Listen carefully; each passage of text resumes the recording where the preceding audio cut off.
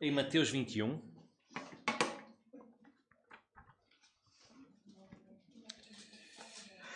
Mateus 21,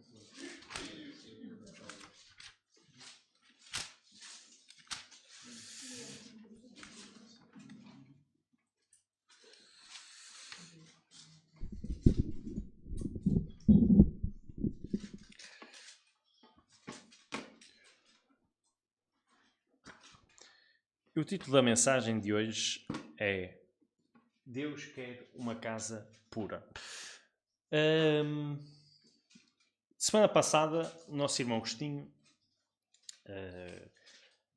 teve a oportunidade de dar o estudo, mas com um texto paralelo que é em Marcos. Nós estamos a estudar o livro de Marcos, não é? E neste caso, o nosso irmão Agostinho tratou da parte da entrada triunfal de Jesus em Jerusalém e depois também a purificação do templo, não é? Mas hoje gostava de ir uma certa forma num âmbito mais profundo no versículo 12 e 13 que vamos ler. E entrou Jesus no templo de Deus e expulsou todos os que vendiam e compravam no templo e derribou as mesas dos cambistas e as cadeiras dos que vendiam pombas e disse: está escrito, a minha casa será chamada casa de oração, mas vós a tendes convertido em covil de ladrões. Então nós temos a Páscoa aí à porta, não é? Para a semana vamos celebrar a Páscoa. E no meu ver, eu achei importante, eu acho que é interessante pensar no trajeto que Jesus teve até à cruz. Reparem que ele acaba por fazer isto, não é? E de uma forma, este ato, o que ele fez no tempo, o que é que lhe fez? Ainda lhe fez mais chamar a atenção, o destaque, não é? Destacar-se ainda mais. Ou seja, vemos tudo a reunir-se de forma a culminar na sua crucificação, na Páscoa. E então, acho que todos acreditamos que este trajeto foi delineado com um propósito. E eu gostava de observar esses dois versículos, porque eu acho que ele tem hoje ensinamentos muito, muito importantes para nós e ordenanças que devemos guardar diariamente. Com isto gostava de hoje conversar convosco neste episódio. Quando Jesus, que reparem, de uma forma correta, mas podemos dizer radical, não é? Chegou lá e ele diz aqui, derribou as mesas, não é? O mesmo que disse, não é? Os mansos, bem-aventurados os mansos, não é? Mas vemos ele aqui de uma forma correta, ok? Não é? Porque o Cristo, Messias, Jesus Cristo nunca pecou, ok? E vemos ele aqui de uma forma correta, mas radical, a fazer o quê? A limpar o templo de Deus. Então este episódio mostra que Jesus foi zeloso pelo templo do seu Pai, não é? Hoje, segundo o que Paulo diz, o nosso corpo é também o templo do Senhor e somos chamados a ter exatamente o mesmo zelo por Ele. Acreditamos nisto? 1 Coríntios 3,16 diz o seguinte: não sabeis vós que sois o templo de Deus e que o Espírito de Deus habita em vós? Por isso, irmãos, eu gostava de meditar convosco sobre o ato de Jesus ao limpar o templo de Deus. Mas também onde vemos isso na história de Israel, ok?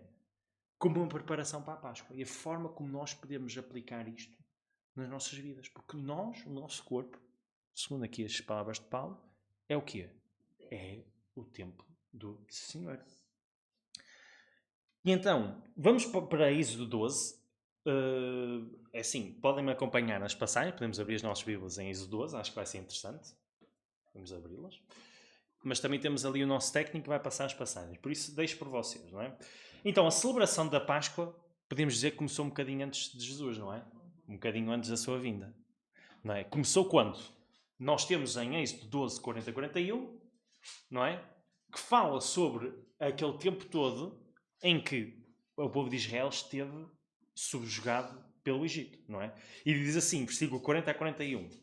Ora, o tempo que os filhos de Israel habitaram no Egito foi de 430 anos. Uau, não é? Imensas gerações. E aconteceu que, passados 430 anos, nesse mesmo dia, todos os exércitos do Senhor saíram da terra do Egito. Então, a celebração da Páscoa marcou o início da libertação do povo daquela escravatura. E em Êxodo 12, 7, Deus ordena a todos aqueles que se quiserem livrar do seu juízo, não é? O juízo que nós vimos aquelas... como é que começou o juízo do Senhor sobre o Egito? Foi aquelas pragas todas, não é? E temos aquele trás para a frente de o faraó a dizer vão fazer o sacrifício e depois muda de ideias. E este foi o ponto final do Senhor, não é? E o que é que ele diz no versículo 7? E tomaram do sangue e pô-lo em ambas as ombreiras na verga da porta, nas casas em que o comerem o cabrito, não é? O cordeiro ou o cabrito sem mácula, não é? E então, Deus dá esta ordenança a todos aqueles que quiserem ver-se livre do juízo que vinha principalmente sobre o Egito, não é? Teriam de tomar o sangue do cordeiro, de um cordeiro, e pô-lo em ambas as ombreiras da porta. O que é que isto levaria? Levaria a Deus a não olhar para as pessoas que estavam lá dentro. Porquê? Porque as pessoas que estavam lá dentro mereciam o juízo de Deus. Nós merecemos o juízo de Deus, mas devemos dar glórias ao Senhor todos os dias, porque Ele nos livrou desse juízo através do sangue de Jesus Cristo. Mas então, ao pôr aquele sangue nas ombreiras das portas, levaria a Deus não olhar para quem estava lá dentro, no sentido do seu pecado, mas para o sangue fora da porta.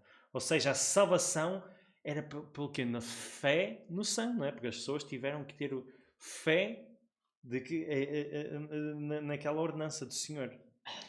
Então a salvação era pela fé no sangue, não por mérito. Porém, como parte desta festividade, eu queria apontar para o outro ato da purificação, não é? Este geralmente é o que a gente nos lembramos mais, como a primeira Páscoa, não é? Eu lembro muito bem de estudar isto na escola dominical em pequenino. Eu já fui pequenino. Mas, reparem que esta não foi a primeira ordenança. A primeira ordenança está no versículo 15. O que é que diz? 7 dias comereis pães ázimos. Ao primeiro, ou seja, isto era a primeira coisa que tinham que fazer. Ao primeiro dia tirareis o fermento das vossas casas, porque qualquer que comer pão levedado, desde o primeiro até o 7º dia, aquela alma será cortada de Israel. Ok? E reparem, isto quando estamos a ler, normalmente é uma coisa que passa e vemos ali a parte do cordeiro e passar o sangue na porta, não é? E esta é uma coisa que nos passa. Mas olha, o primeiro ato nesta celebração consistia em retirar o fermento da casa. Porquê? Porque este simbolizava o pecado. Eu já vos vou explicar porquê. Temos várias ocorrências na Bíblia, especialmente também no Novo Testamento, onde isto está explicado. Por exemplo, Paulo diz assim, um pouco de fermento leveda toda a massa. E também no versículo, também Jesus disse, acautelai-vos do fermento dos fariseus, que é a hipocrisia. Desculpa lá que eu não vou dizer porque acho que apontei mal aqui, nem sei dizer. Nem sei dizer onde é que está, que eu não pus a referência errada. Ok? Prontos. Então, o fermento, como é que o fermento é? O fermento, aquilo parece magia, não é? Põe-se na massa e aquilo às vezes não se dá, metemos numa bacia assim, manda-se para lá o fermento e aquilo já começa a jogar por fora a massa toda, não é? Então, o fermento trabalha de uma forma oculta, silenciosa, não é? Porque a gente não ouve aquilo a crescer, não é verdade? Mas acaba por afetar toda a massa. Isto ilustra como o pecado pode parecer pequeno ou inofensivo no início, não é? Mas espalha-se rapidamente e contamina tudo à sua volta, se não for tratado. Irmãos, da mesma forma que o povo de Israel preparava as suas casas para a Páscoa, nós somos chamados a preparar o nosso templo, o nosso corpo. Hoje o nosso coração é a casa de Deus. Temos isto nas palavras de Paulo. A festa da Páscoa lembra-nos que Cristo é o nosso Cordeiro e que Ele não quer apenas visitar o templo, não é? Ele não vai visitar, não é? Olha que monumento tão bonito. E depois ir embora. Não. O que é que Ele vai fazer? Ele diz, vai habitar nele, não é? Mas o templo precisa de estar limpo, sem fermento, não é?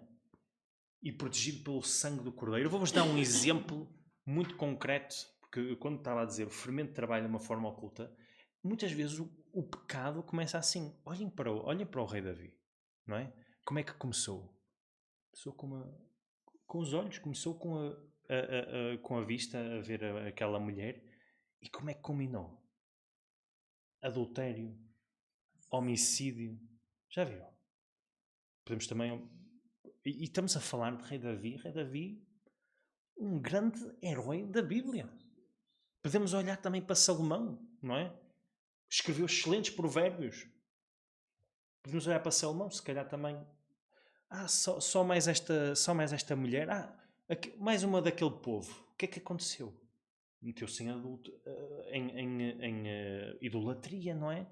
O pecado, se não temos cuidado, entra assim de uma forma subtil e que depois vai levedar toda a massa.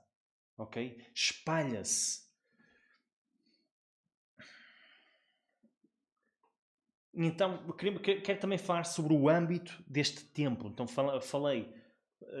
apontei para estamos a falar do templo onde Jesus, não é, fez aquela limpeza. Falámos do templo sendo o nosso corpo. Mas eu queria falar para que é que o templo, para que é que servia, o que é que servia. E isso conseguimos ver facilmente na história de Israel. O templo de Deus, vamos entender qual é o propósito desse templo, porque reparem, não é um monumento qualquer perdido na história, ok? Então vamos ver na história de Israel, em Êxodo 25:8. Está aí? Êxodo 25:8. Vamos lá ver se eu acertei. Então reparem lá, e me farão um santuário e habitarei no meio deles. E depois também temos em Êxodo 29:43. Diz assim, e ali virei aos filhos de Israel para que por mim sejam santificados e habitarei no meio dos filhos de Israel e serei o seu Deus e saberão que eu sou o Senhor seu Deus, que os tirei da terra do Egito para habitar no meio deles. Eu sou o Senhor seu Deus.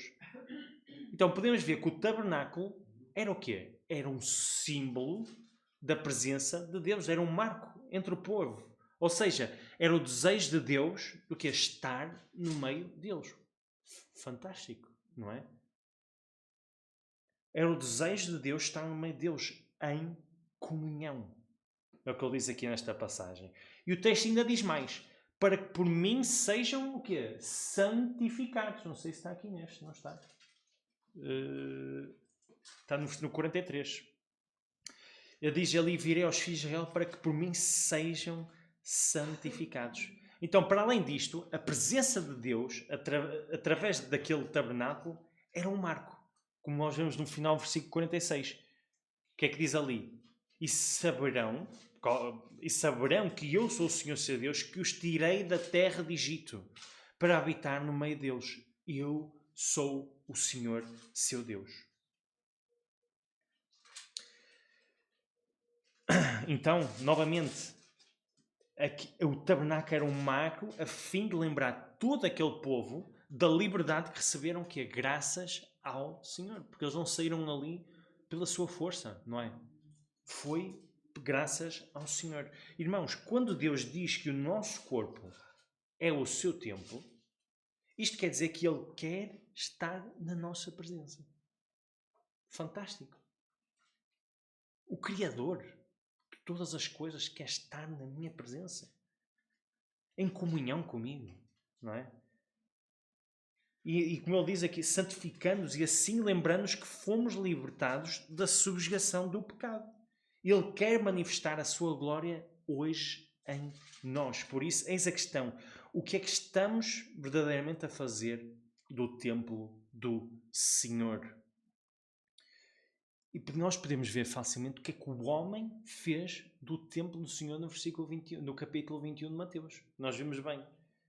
Primeiramente, eu gostava de dizer glória ao Senhor, pois quer habitar em nós. Vamos para Mateus 21 agora. Ainda sou capaz de pular um bocadinho para o Velho Testamento, mas vamos seguir antes ali, porque como estão a ver, isto é um estudo mais temático do que propriamente expositório. Ok?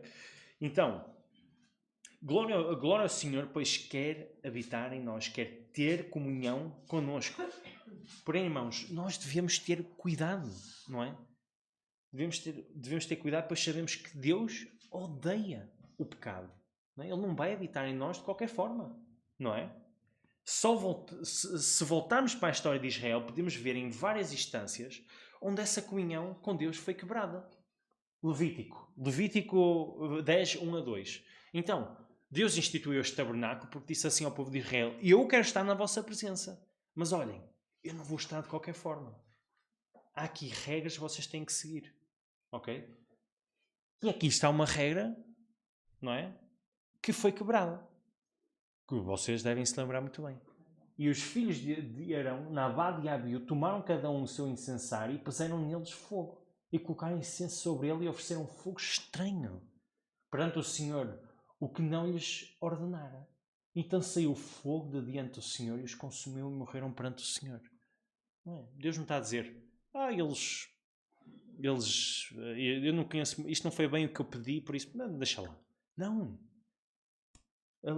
É preciso ter cuidado com as coisas de Deus. Ele quer a nossa fidelidade, a nossa obediência. E aqui está claramente uma instância onde foi quebrada, na altura do tabernáculo. O que é que isto mostra? Que a seriedade da adoração e a santidade do templo de Deus.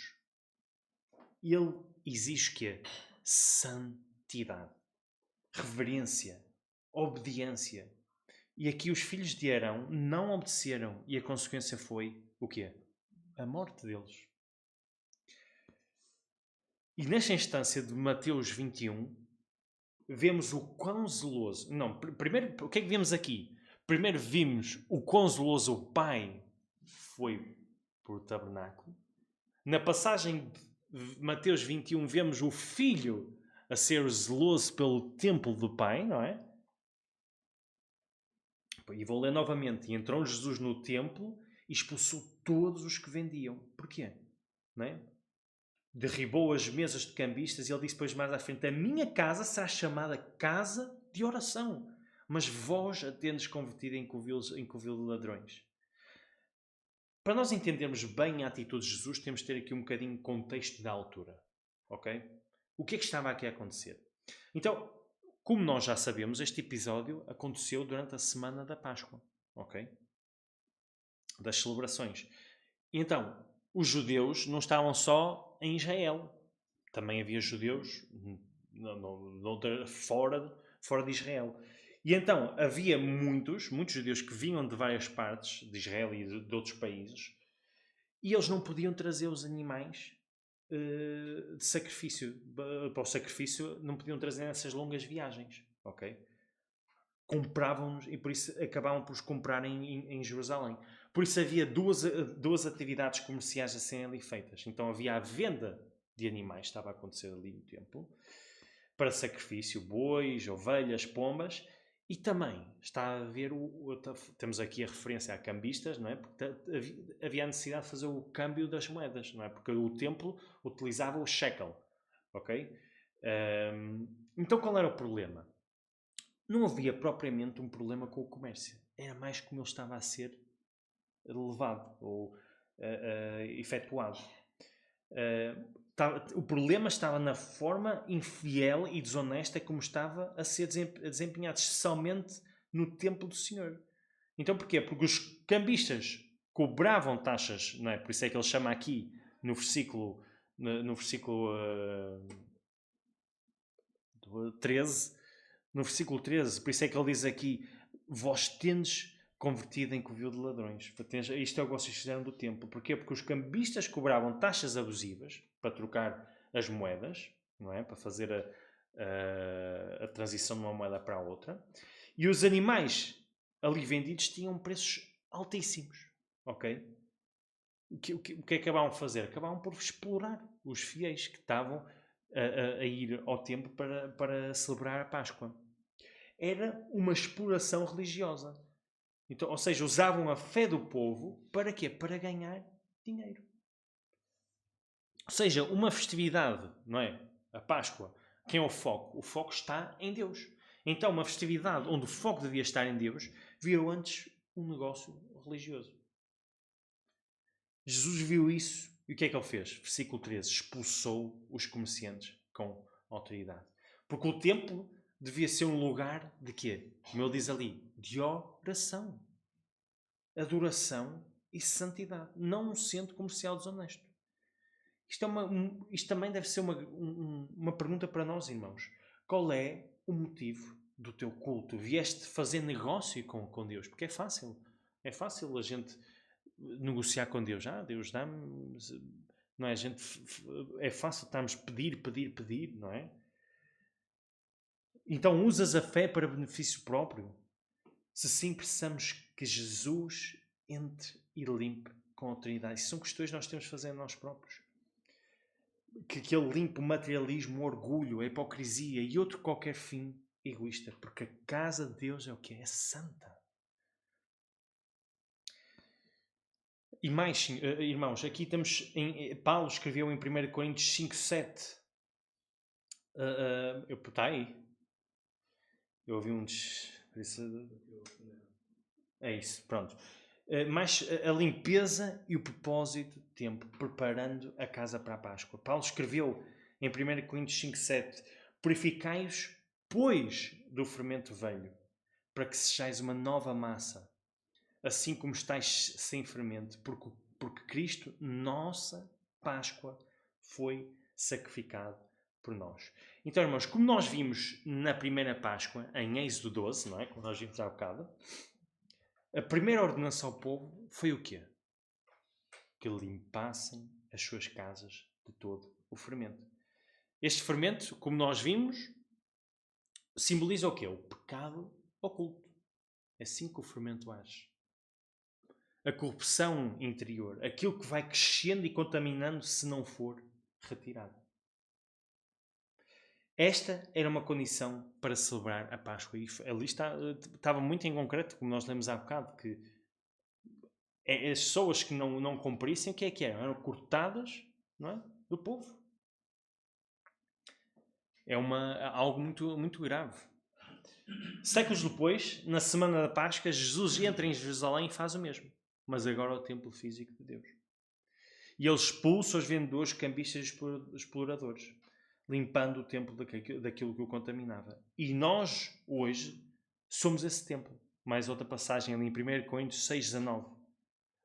Ou nem sabeis que o vosso corpo é o templo do Espírito Santo, que habita em vós, proveniente de Deus, e que não sois de vós mesmos? Por isso, irmãos, Jesus continua a querer limpar o templo. Mas agora não é o edifício em Jerusalém. Ok? É o nosso corpo, a nossa vida, a nossa mente. E Ele o faz com zelo, até com açoite se for necessário. Em Hebreus 12:6-8. Porque o Senhor corrige o que ama e açoita a qualquer que receber por filho. Se suportais a correção, Deus vos trata como filhos, porque que filho há a quem o Pai não corrija? Mas se estáis sem disciplina, da qual todos são feitos participantes, sois então bastardos e não filhos. Por isso, Jesus, ele com zelo quer nos limpar, até com açoites se for necessário. A Páscoa é tempo de lembrar que Cristo foi sacrificado e que não podemos continuar com o velho fermento de pecado entre nós, dentro de nós. E Jesus, reparem, Jesus não limpou o templo apenas por indignação. Não foi... Deu-lhe indignação, mas porque aquela casa tinha um propósito sagrado. Ok? Mateus 21:13. A minha casa será chamada casa de oração. Da mesma forma que Deus teve sempre um plano para o seu templo físico, Hoje, esse plano continua dentro de nós. Ele deseja de nós o quê? Uma casa de oração. Porquê? 1 Tessalonicenses 5,17, uma ordenança. Orai sem cessar. Ou seja, uma casa de oração, uma casa de louvor. Salmo 34:1, louvarei ao Senhor em todo o tempo. O seu louvor estará continuamente na minha boca. Ok? Isto é parte dos princípios do templo, do que nós devemos fazer. A nossa casa, o nosso corpo deve ser um corpo de louvor ao Senhor. Uma casa de santidade. Aquelas palavras de 1 Pedro 1,16. Sede santos, porque eu sou santo. Ou seja, casa de oração, louvor e santidade. Conclusão, irmãos. Hoje estudamos sobre o templo de Deus. O lugar onde Ele quer habitar. Vimos que o povo de Israel limpava as suas casas antes da Páscoa, tirando todo o fermento. Vimos Jesus entrar no templo em Jerusalém, expulsar tudo o que era impróprio. E vimos que hoje o templo de Deus é cada um de vocês. E eis a questão: Jesus já habita em ti? Se sim, como tens vindo a cuidar do templo do Senhor? Uma grande pergunta para nós. O que é que tens andado a ver? Não é? Como eu disse, o pecado entrou na vida de Davi de uma forma muito minuciosa. Começou num olhar, não é? E da mesma forma, pode entrar na nossa vida com as coisas que vemos, com os filmes que vemos, não é? Às vezes aparece no cartaz, este filme deve ser muito fixe. Mas cá vamos ver o filme e aquilo, blasfémia, imagens impróprias, violência extrema, não é? Acham que estas coisas têm benesses para o corpo, para o templo do Senhor? Por isso, o que tens andado a ver? O que é que tens andado a ouvir, não é? Muitas vezes o que a gente ouve explica muito bem o nosso estado de espírito, não é? O que é que tens andado a falar? Muitos dos pecados, não é? Culminam nas coisas que acabamos por dizer, não é? Até o ditado ou uma passagem bíblica, o que muito falas mostra o estado do teu coração, não é? Onde tem andado os teus pés? Os meus estão nos sapatos, não é? Mas é mais, não é? Onde é que tu andas? No meio de quem? Em que sítios? Não é? São todas estas circunstâncias, estes locais, o suficiente para deixar o fermento entrar e deixar o pecado proliferar nas nossas vidas. E reparem, é sempre de uma forma que a gente... é só um bocadinho. E depois permitimos infestar a nossa vida. Como havia aquele comércio no templo do Senhor, será que há um comércio no teu coração? Coisas que tu amas mais do que a Deus?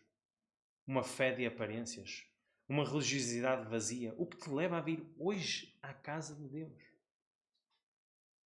Mas reparem, Deus, em vez de te rejeitar, ofereceu o seu Filho, Jesus Cristo, para te purificar por completo, perdoar os teus pecados e fazer de ti a sua casa para sempre. Que promessa, que bênção.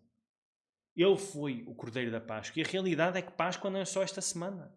Para nós a Páscoa são todos os dias. Todos os dias. Devem ser um momento de louvor porque o preço está pago. Jesus... Eu não estou a dizer que a gente devia deixar de celebrar a Páscoa, não é? Também temos o dia da mãe, mas as mães são uma bênção. Nós devemos celebrar as nossas mães todos os dias das nossas vidas, não é? Os pais já não. Os pais já são...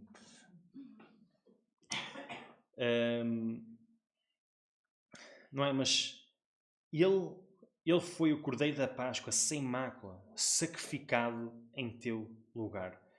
Como nós vimos em Êxodo, o sangue que os israelitas colocaram nos umbrais protegeu-os do juízo, não foi? Hoje, o sangue de Jesus pode proteger-te da condenação eterna e dar-te uma nova vida. Irmãos, sejamos fiéis e preparemos o nosso templo para esta Páscoa. Amém, irmãos.